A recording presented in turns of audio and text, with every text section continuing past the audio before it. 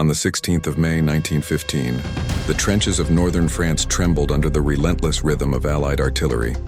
The men of the 1st Battalion, Highland Light Infantry, waited against the parapet, their hearts pounding in sync with each explosion that marked the countdown to fate. Then silence. A whistle pierced the air, and despite the dread curdling in their stomachs, the soldiers climbed over the top, charging into no man's land. The world became a storm of bullets and screams. Machine guns roared.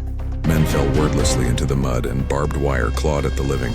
Yet, through courage and blood, the Highlanders seized part of the German trench, fortifying a 200-yard section with their will to survive.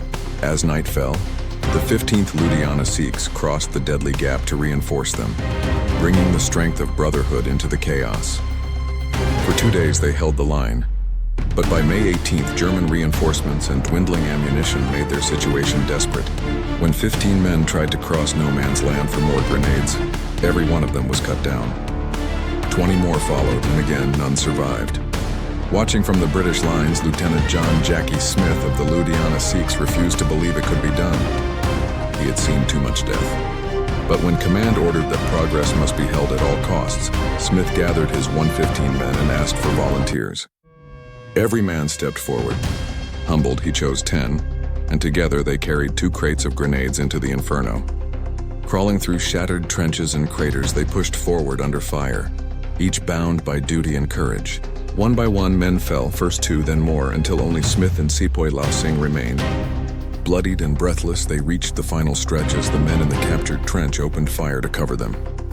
Under a storm of bullets, Smith and Lau leapt forward, crashing into the trench with their precious cargo. Cheers erupted as grenades flew over the barricades, holding off the enemy until nightfall. When the fighting eased, Smith returned through the darkness to his own trench, where his loyal orderly, Ishar Singh, still waited, refusing to believe his officer had died. Upon seeing Smith alive, Ishar stood tall, saluted, and shouted the proud Sikh war cry into the night. For his unmatched bravery, Lieutenant John Smith was awarded the Victoria Cross. Reflecting on that day, he said, "What kept me going was the courage of my men.